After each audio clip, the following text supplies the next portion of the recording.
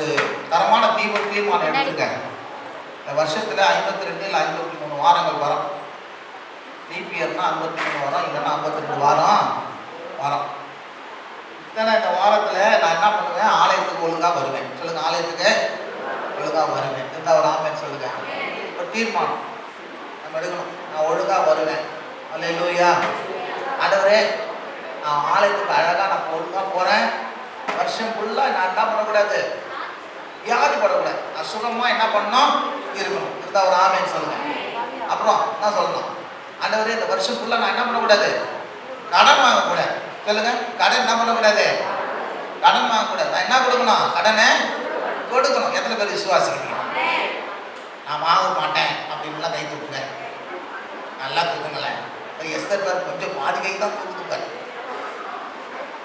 எஸ்தருக்கு எப்போதும் புத்திமதி. நம்ம ஜனங்க தான் இருக்கிறாங்க, தப்புலாம் கிடையாது. சரியா?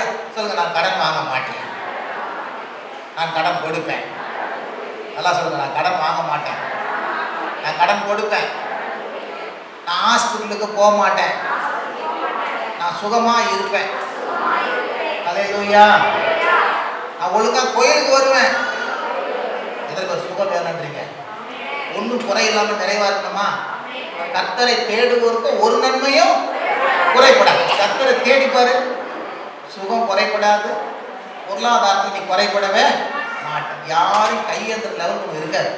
நீ எப்போதும் கொடுக்குற மாதிரி ஆண்டவர் ஒன்று என்ன பண்ணுவாரு, சொல்ல, நான் வால் அல்ல, நான் தலை. நல்லா சொல்லுங்க, நான் வால் அல்ல, நான் தலை, நான் கீழல்ல, நான் மேலே. இருந்தா ஒரு ஆமேன் சொல்லுங்க. நீ சொல்லிட்டே இருங்களேன். இருந்தா ஒரு ஆமேன் சொல்லுங்க. கர்த்தர் அப்படிதான் வைப்பார். எப்படி வைப்பாரு? நீங்க என்ன சொல்றீங்களோ அப்படிதான் உங்களை என்ன பண்ணுவாரு, வைப்பார். சரியா? அற்புதமான வேத பகுதியை நாம பார்க்க போறோம். ரோமர் 3 விதமான காரியங்களை நம்ம என்ன பண்ணக்கூடாது, பேசக்கூடாது. 3 விதமான காரியங்களை என்ன பண்ணக்கூடாது, தேவனுடைய சமூகத்துல பேசக்கூடாது. சொல்லுங்க, பேசக்கூடாது. எப்படி பேசக்கூடாது? தேவனிடத்துல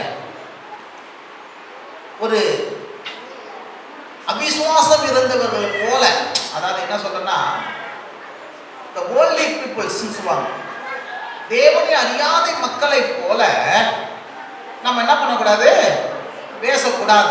சொல்லுங்க, பேச கூடாது. எந்த விதத்துல தேவன் நம்மளை பேசக்கூடாது அப்படின்னு எதிர்பார்க்கிறாரு? அப்படி பேசணும்னா நாம எப்படிப்பட்டவங்க? we are not என்ன சொல்றது, born again people. நம்ம அப்படி பேசணும்னா நம்ம born again people இல்லை. ஏதோ ஒரு என்ன சொல்றது, வேற மாதிரி ஜனங்களாயிடும். அதனால நம்ம அப்படி பேசக்கூடாது அப்படின்னு சொல்லிட்டு நமக்கு வேதம் திட்டமாக சொல்லுகிறது. முதல்ல என்னன்னா, 6ஆம் அதிகாரம், ரோமர் எடுத்துக்கொள்ளுங்க. 6ஆம் அதிகாரம் ரொம்ப அற்புதமான வார்த்தை. நல்லா கவனிங்க, லிசன் பண்ணுங்க. இதனால் நாம் என்ன சொல்வோம்? இதனால் என்ன? நியாயப்பிரமாணத்துக்கு கீழ்ப்பட்டிராமல் கிருபைக்கு கீழ்ப்பட்டிருக்கிறபடியினால் பாவம் செய்யலாமா? கூடாதே. சொல்லுங்க, பதில் பாருங்க, கூடாதே. இதுல நம்ம முதல்ல எப்படி பேசக்கூடாது அப்படின்னா, சில பேர் கிண்டலா பேசுவாங்க. என்ன பேசுவாங்க? தேவனுடைய கேரக்டரிஸ்டிக்ஸ். என்ன கேரக்டர்ஸ் அதுலன்னா, தேவனுடைய மிகப்பெரிய கேரக்டர்ஸ் ஃபர்கிவ்னஸ். அவர் மன்னிக்கிறது. சொல்லுங்க, அவரு மன்னிக்க. கிறிஸ்தவர்களுக்கு ஒரு சர்ச்சை உலக மக்களுக்குள்ள, உங்க கடவுளை என்ன செஞ்சாலும் மன்னிச்சுனே இருப்பாரா? கேட்பாங்களா? கேட்க மாட்டாங்களா? எப்போ பார்த்தாலும் மன்னிக்கிற, பாவம் செஞ்சுட்டு நீங்க என்ன பண்றீங்க, போய் மன்னிப்பு கேட்டுக்கிறீங்களே, உங்களுக்கு வெக்கமா இல்லை? அடி இப்படி எப்போ பார்த்தாலும். அப்போ நம்ம ஏசப்பா என்ன செஞ்சாலும் போயிட்டு பாவம் செஞ்சுட்டு பாவத்தை மன்னிச்சிருவாரா அதுன்னு சொல்லி எப்போ பார்த்தாலும் இவங்க என்ன பண்ணுவாங்க, இந்த மன்னிக்கிறத குறித்து இந்த உலக மக்களுக்கு ஒரு மிகப்பெரிய சர்ச்சை. அது எப்படி சும்மா பாவம் செஞ்சுட்டு போய் பாவம் மன்னிப்பு கேட்டால் மன்னிச்சிருவாரா? இன்னொரு காரியம், இந்த இடத்துல பவுல் ஒரு இஷ்யூஸை கொண்டு வரார். என்ன இஷ்யூஸ் கொண்டு வராரு அப்படின்னு பார்த்தீங்கன்னா, இந்த உலகத்துல பிசாசு பாவத்தை கொண்டு வந்தான். தேவனும் என்ன பண்றாரு, அவருடைய கிருபையை கொண்டு வந்தார். இப்ப வேதம் சொல்லுது, இப்போ இந்த கிருபை என்ன பண்ணுச்சு, இந்த பாவத்தை என்ன பண்ணுச்சு, மன்னிக்க ஆரம்பிச்சு. இந்த பாவம் சும்மா இல்லை, இந்த பாவம் சும்மா இல்லை. பாவம் இந்த உலகத்துல போக போக போக ரொம்ப ஈஸி ஆயிடுச்சு இல்ல.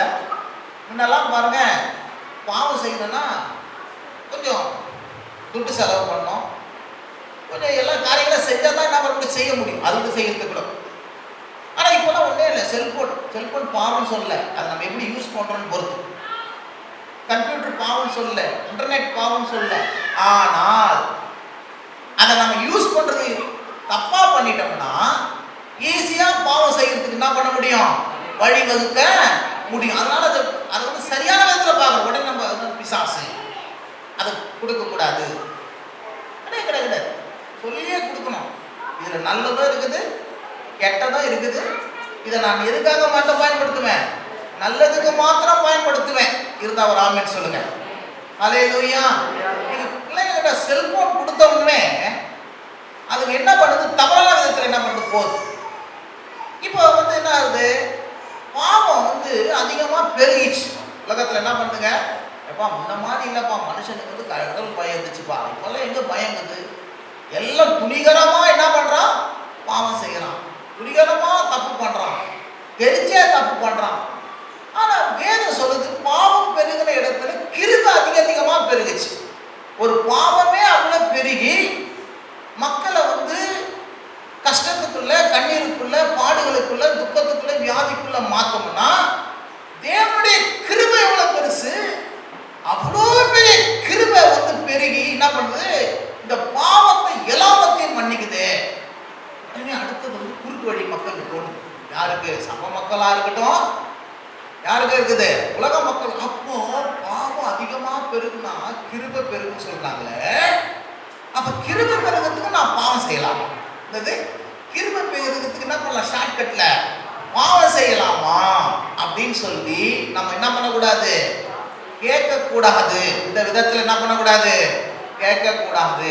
அப்படின்னா கிருபை பெருகுதுனா, எவ்வளோ மன்னிக்கிறாருன்னா, அப்ப நான் அவ்வளோமா பாவம் செய்யலாமா, நிறைய மன்னிக்கிறாரு, அப்ப அவ்வளோமா நான் பாவம் செய்யலாமா அப்படின்ற கேள்வி, அப்படின்ற எண்ணம், அப்படின்ற வார்த்தை நம்ம வாழ்க்கையில் என்ன பண்றது, வரவே கூடாது. இருந்தா ஒரு ஆமென் சொல்லுங்க.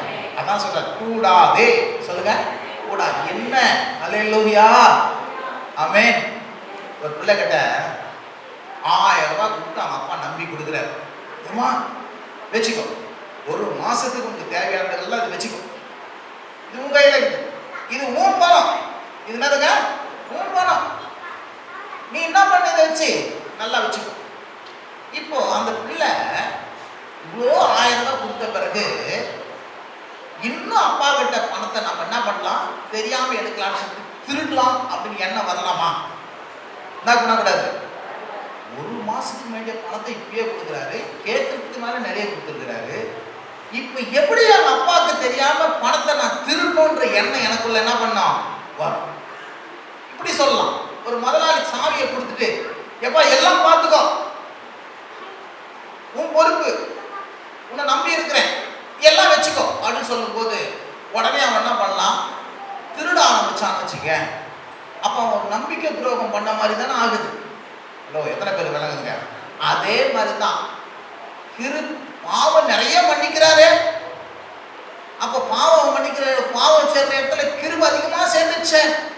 அப்ப ஒருவேளை கிருபை அதிகமா மன்னிக்கிறபடினால நான் இன்னும் அதிகமா பாவம் செஞ்சு அவர் இன்னும் அதிகமா என்ன மன்னிப்பர்ல, என் கிருபை என் வாழ்க்கை இன்னும் அதிகம் பெருகல, அதனால நான் என்ன பண்ணலாம், பாவம் செய்யலாமா அப்படின்ற எண்ணமும் பேச்சோ நினைப்போ நம்ம வாழ்க்கையில என்ன பண்ணக்கூடாது, வரவே கூடாது. இருந்தா ஒரு ஆமென். எத்தனை பேருக்கு விளங்குதுங்க. ரொம்ப அழுத்தம் திருத்தமா அந்த காரியத்தை உங்களுக்கு சொல்றேன். ஒரு நாள் அந்த எண்ணம் வர்ற தேவனுக்கு பிடிக்காத ஒரு வார்த்தை. பவுல் இந்த இஷ்யூஸை பற்றி பேசுறாரு, தேவனுடைய மன்னிப்பு. அவர் சொல்றாரு ஏசாயால, அவர் மன்னிப்பதற்கு தயவு பெருத்த உள்ள தெய்வம், அவர் பாவியை நீதிமான் ஆக்குற தெய்வம். வேசிகள் பின்னாடி திரும்பி இருந்த அந்த கெட்ட குமாரனை அவனை ஒண்ணுமே கேட்காத அப்படியே பாவத்தை மன்னிச்சு அப்படியே என்ன பண்ணாரு, ஏற்றுக்கொண்டார். ஒரு ஆமென் சொல்லுங்க.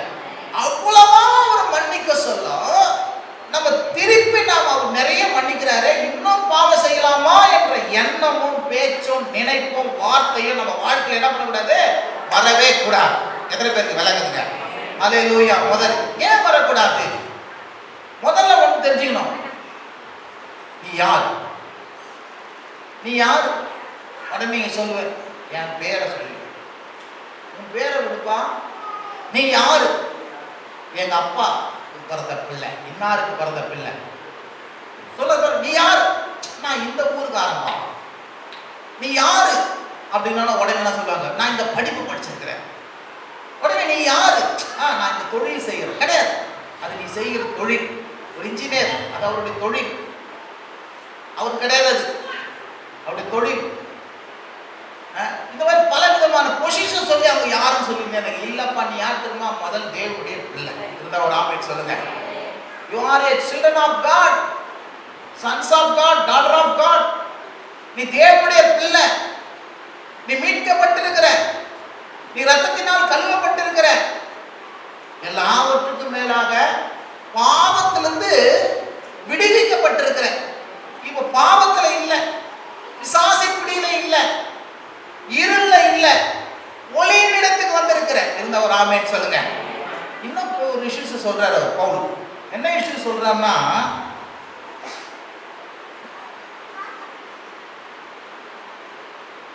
மரணத்துக்கு ஏதுவான பாவம் நீதிக்கே நான் கீழ்ப்படுதல். எதற்கு கீழ்ப்படி முடியும்? உங்க அடிமைகளாக ஒப்பு கொடுப்பீர்களோ அதற்கே நீங்க என்ன பண்ணுவீங்க?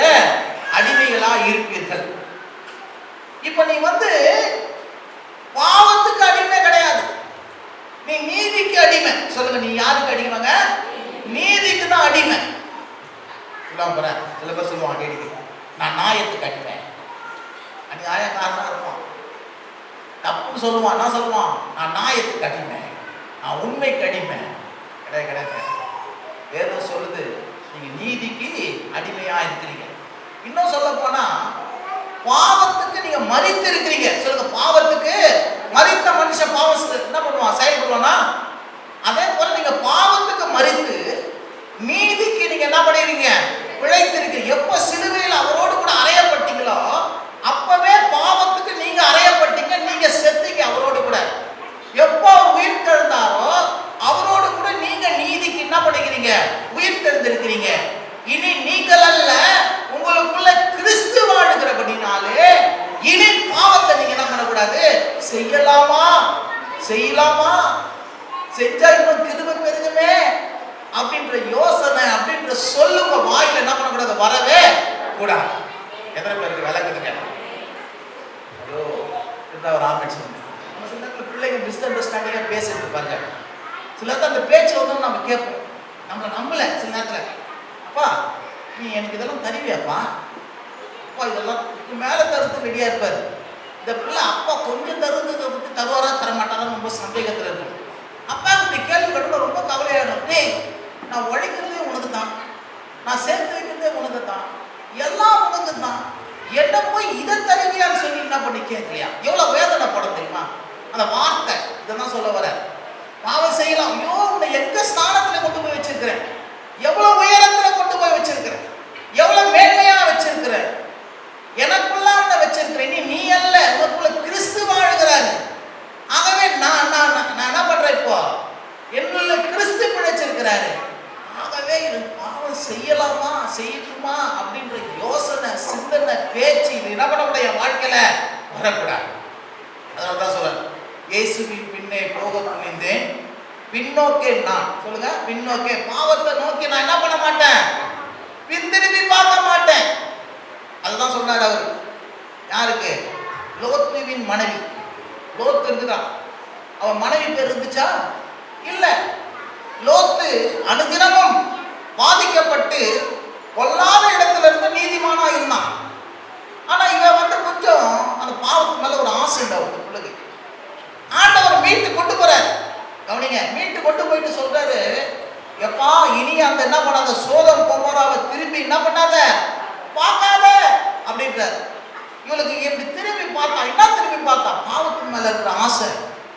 ஐயோ அங்க நல்லா இருந்தோமே, ஜாலியா என்னெல்லாம் பண்ணுமே அப்படின்னு திரும்பி பார்த்தா பாரு, உப்பு தூணா என்ன பண்ணிட்டா, மாறிட்டான். காரணம் என்ன? அது ஏன் அவ்வளவு பெரிய தண்டனை சொல்ல ஒரு காலத்தை புரிய வைக்கிறாரு. என்ன, நீ அந்த இடத்துல இருந்து வந்துட்ட பிறகு நீ அந்த இடத்துக்கு திரும்பவே, அப்புறம் நான் கிறிஸ்து ஏற்றுக்கொண்ட பிறகு ஃப்ரெண்ட்ஸ் எல்லாம் இருக்கிறாங்க. ஆனா அவங்களோட பேசவும் கொள்ள ஒழிய அவங்களோடு கூட அவங்க செய்யற பழக்கத்துக்கு ஓட மாட்டேன். போனா வச்சுக்கோ, நான் பழையபடி அவன் மாறி போவேன். அதனால நான் என்ன பண்ண மாட்டேன், ஒரு நாளும் நல்லா இருக்கிறப்பா நல்லா இருக்கிறேன். இப்போ நான் வேற நீ வேற, நீ ஒன்னா என் முன்னாடி வா, நான் முன்னாடி என்ன பண்ண மாட்டேன், போகவே மாட்டேன். இருந்தா ஒரு ஆமேன்னு சொல்லுங்க. அப்படி போனி அப்படி அவனோடு கூட வாழ்ந்து அவனோடு கூட செஞ்சோம்னா நம்ம இன்னும் பாவத்தை என்ன பண்றோம் செஞ்சு இன்னும் பழையபடி நம்ம என்ன பண்ணிடுவோம், போயிடுவோம். அதனாலதான் ஆண்டவர் சொன்னார், நீ எங்க போவதப்பா, நீ அங்கிருந்து புறப்பட்டு வந்துட்ட, திருப்பி என்ன பண்ணாத அந்த இடத்துக்கு போகவே போக. இவங்க கூட ஜனங்க புறப்பட்டு வந்துட்டாங்க, புறப்பட்டு எகிப்துக்கு போலான்னாங்க பாருங்க. அப்பதான் சுத்த ஆரம்பிச்சிட்டாங்க. எங்க வனாந்தரத்துல சுத்துற வாழ்க்கை. இந்த உப்பு தூணு இந்த ஆபிரகாமுக்கு என்ன பண்ணல, ஒன்ன பார்க்கறதுக்கு கூட என்ன பண்ணல, இவன் போகவே இல்லை. வேண்டாம், கர்த்தர் சொன்னார் அந்த இடத்துக்கு போக வேண்டாம், நான் என்ன பண்ண மாட்டேன், போகவே மாட்டேன். ஆகவே பிரியமானவர்கள் ஒரு காரியத்தை புரிஞ்சுக்கணும், பாவத்துக்கு எதிரான நம்முடைய திட்டம் தேவன் நம்மளை மன்னித்திருக்கிறார், அளவற்ற விதத்துல மன்னித்திருக்கிறபடினால நம்ம மீண்டும் பாவம் செய்யலாமா, பாவம் செஞ்சா இன்னும் மன்னிப்பாரா, பாவம் செஞ்சா இன்னும் கிருபை பெருகுமா, அந்த எண்ணம், அந்த வார்த்தை, அந்த சொல்லு, அந்த சிந்தனை நம்ம வாழ்க்கையில் என்ன பண்ணக்கூடாது, இருக்கவே கூடாது. கரங்களை தட்டி கட்ட நாம அப்படி நீங்க கேட்டீங்க அப்படின்னா நீங்க இன்னும் சரியா அண்டர்ஸ்டாண்ட் ஆகணும்னு அர்த்தம். நான் அவ்வளோங்க, இன்னும் நீ யாரும் புரியல, இன்னும் உனக்கு கடவுள் என்ன கொடுத்துக்கிறான்னு தெரியல, உன் தேவன் யாரும் தெரியல, உன்னை எப்படி வச்சிருக்கிறான்னு தெரியல. அது விளங்காதபடினால தான் நீ என்ன பண்ற, அப்படியா என்ன பண்ற, பேசுற வழிய விளங்கிட்டா என்ன பண்ண மாட்டான், யாரும் அப்படி பேசவே மாட்டான். எத்தனை பேர் விளங்கலாம் ஒரு ஆமேன்னு சொல்லுங்க. ரெண்டாவது, எப்படி பேசக்கூடாது,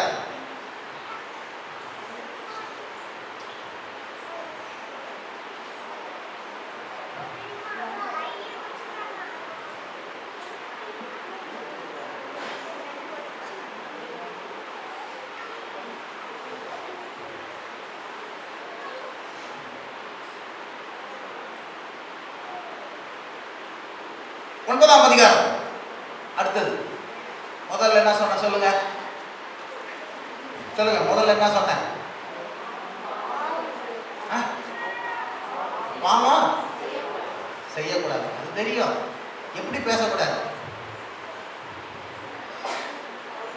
சொல்லுங்க, எப்படி பேசக்கூடாதுங்க. இவ்வளோ மன்னிக்கிறாரு, இவ்வளோ இறக்கம் பாராட்டுறாரு, அவர் கிருபை பெருகும்படி, அவர் இன்னும் அதிகம் மன்னிக்கும்படி, இன்னும் நம்ம கொஞ்சம் பாவம் செய்யலாமா அப்படின்னு சொல்லி என்ன பண்ணக்கூடாது, பேசக்கூடாது, என்ன கூடாது, சிந்திக்க கூடாது. பேசலாமா, அப்படி பேசக்கூடாது. நல்லா விளங்குச்சா? திருப்பி கேட்பேன், ரெண்டாவது பேசிட்டு திருப்பி ஆலோசிக்கணும்.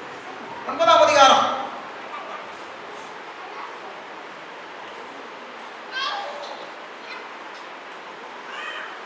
14ஆம் வசனம் வாசிங்க. ரோமர் 9:14. ஆகையால் நாம் என்ன சொல்வோம், தேவனிடத்தில் அநீதி உண்டென்று சொல்லலாமா, சொல்லக்கூடாது. திருப்பி படிக்கிறீங்களா யாராவது? நல்லா ஜென்ஸ்ல படிக்க பார்க்கலாம். பைபிள் படிக்கிறீங்களே சொல்லுங்க, படிச்சு காட்டுங்க.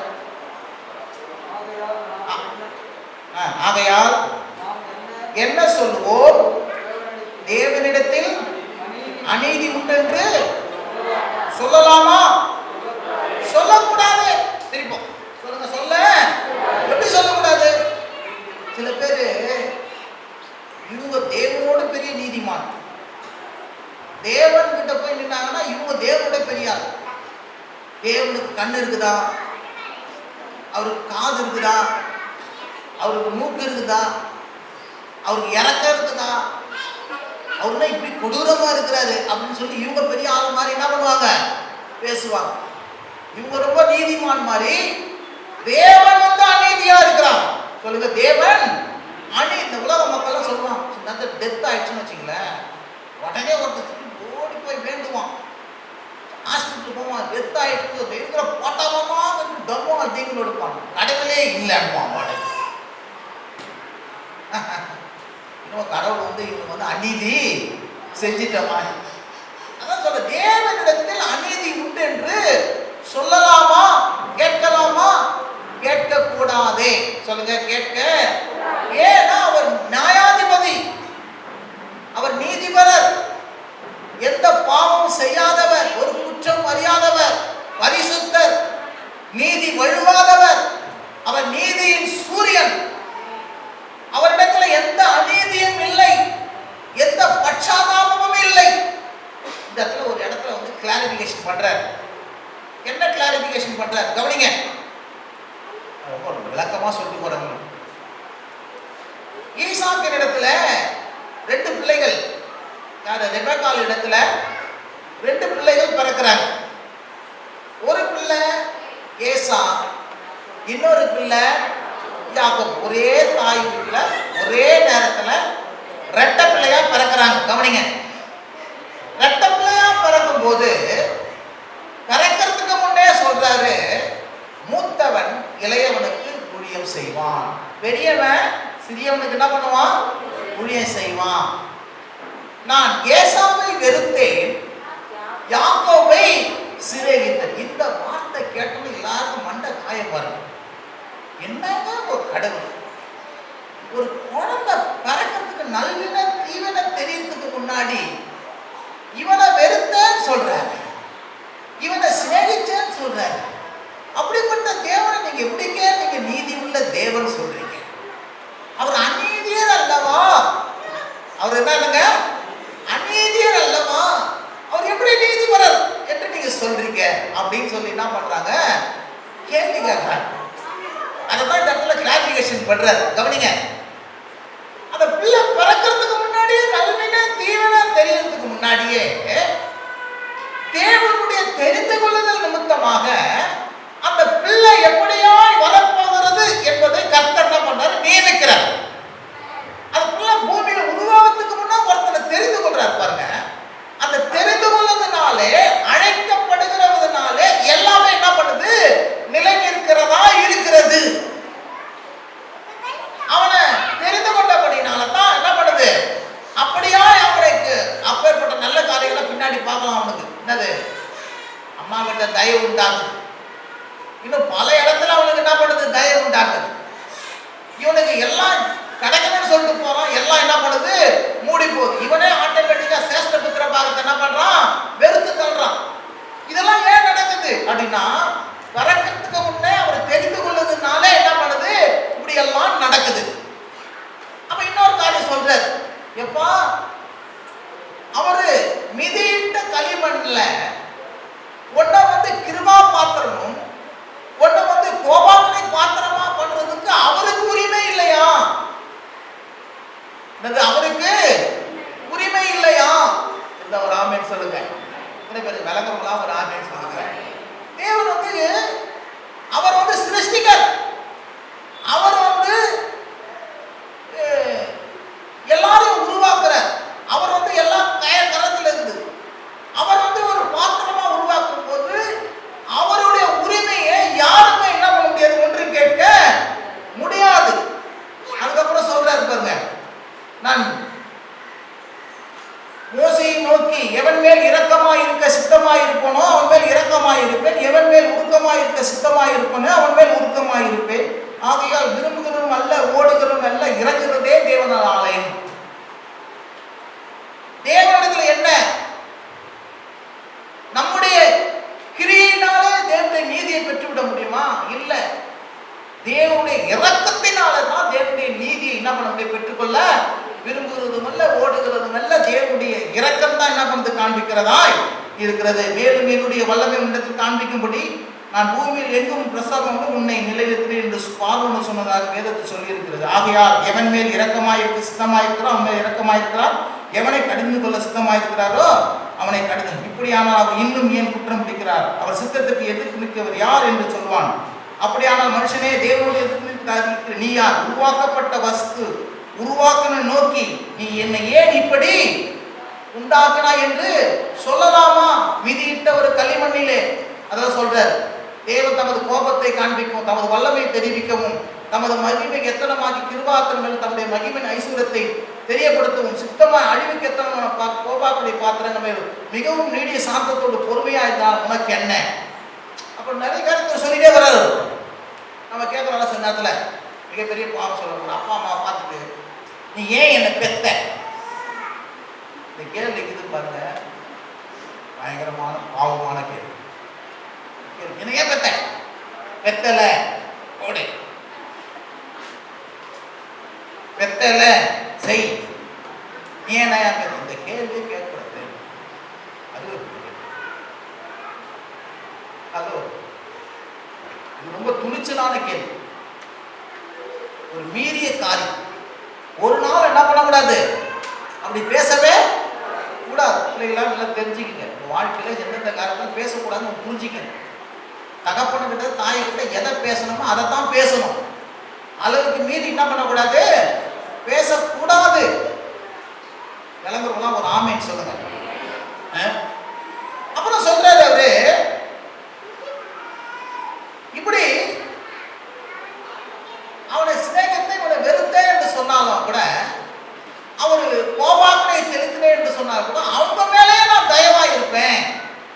யூதரில் எல்லாம் புறஜாதியிலிருந்தும் என்ன பண்றாரு, அழைக்கிறாரு.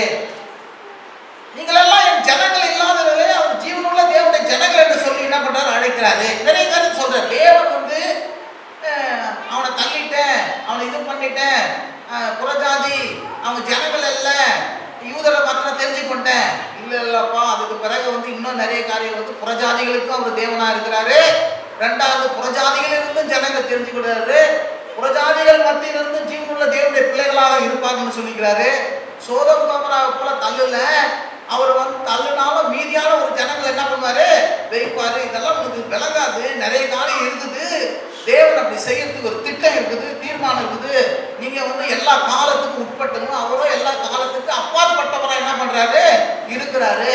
ஆகவே அவர் நீதியை, அவருடைய நியாயத்தை, அவருடைய ஜட்ஜ்மெண்ட்டை எந்த விதத்துல நம்ம குறைச்சி மதிப்பிட்டு தேவன் அநீதியர் என்று என்ன பண்ணக்கூடாது, பேசவே கூடாது. எத்தனை பேருக்கு விளங்குங்க? நிறைய காரியம் நான் விளக்கணும்னா நிறைய பெருசு, ரொம்ப பெரிய டாக்டரின்ஸ். ஆனா ஒரு காரியம் தெரியணும், தேவன் கிட்ட அநீதி என்பது கிடையவே கிடையாது. அவர் நீதி வர இருந்த ஒரு ஆமை சொல்லுங்க, அவ்வளவுதான் புரிஞ்சுக்கணும். அதை விட்டுட்டு சில வேத வசனங்கள்லாம், சில காரியங்கள்லாம், வேத சம்பவங்கள்லாம் பார்த்துட்டு தேவனை இப்படி ஆக்கும் அப்படி ஆக்கும், இப்படி பண்றாரு, இவரை மற்ற தெரிஞ்சுக்கணும்னு சொல்லிட்டாரு. இது மற்ற ஜனங்கள் எல்லாம் ஒரு புறஜாதின்றாரு, மற்ற ஜனங்கள்லாம் தன்னை ஒரு ஜனத்தை மட்டும் அவர் எப்படி தெரிஞ்சு நம்ம சொல்றாரு. 5 பிள்ளை இருக்கு, ஒரு பிள்ளைக்கு மட்டும் என்ன பண்றீங்க, அவன் தான் பிள்ளையா, நாங்கெல்லாம் உனக்கு பிள்ளை இல்லையா, அவனை மட்டும் நீ என்ன கேட்கிற, இப்படிலாம் கூட பேசக்கூடாதுன்னா தேவன் அதுக்கப்புறம் என்ன பண்ணாரு, புறஜாதிகள் இருந்து என்ன பண்றாரு, மக்களை தெரிஞ்சு கொண்டு புறஜாதிகள் ரட்சிக்கப்படும்படி என்ன பண்றாரு, இந்த ஜனங்களை தள்ளி இந்த ஜனங்களை என்ன பண்றாரு, நேசிக்கிறவராய். தேவன் வந்து காலத்துக்கும் அப்பாற்பட்டவராய் இருக்கிற அவருடைய செயல்களை நம்ம சின்ன வாழ்க்கை வாழ்கிறோம், சின்ன கணங்கள்ல இருக்கிறோம், சின்ன காலங்கள்ல இருக்கிறோம், சின்ன புத்தியில இருக்கிறோம். அவ்வளோ பெரிய கடலை நம்ம வந்து கொஞ்சோண்டு என்ன பண்ணுறது, கொட்டாங்குச்சியில தண்ணி எடுத்துட்டு நான் முழு கடலையே எனக்கு என்ன பண்ணுறது, என் கடலை தான் இருக்குன்னு சொல்லிட்டு என்ன பண்ணக்கூடாது, சொல்லவே கூடாது. எந்த ஒரு ஆமைன்னு சொல்லுங்க. தேவனை நம்முடைய மனதுல மிகப்பெரிய அளவில் நம்மளால என்ன பண்ண புரிந்து கொள்ளவே முடியாது. ஆகவே நம்ம என்ன பண்ணக்கூடாது, ஒரு நாளும் அவருடைய அநீதியர், அவர் நீதி சரியில்லை, நீதி அற்றவர் என்று நம்ம என்ன பண்ணக்கூடாது, பேசக்கூடாது. அல்லேலூயா. நான் பேசக்கூடாதுங்க, நீதி அற்றவர், இப்படி செஞ்சுட்டா இருப்பாருங்க, அப்படி செஞ்சுட்டா இருப்பாருங்க அப்படின்னு பேசக்கூடாது. ஹலோ இருக்கிற ஆமென் சொல்லுங்க.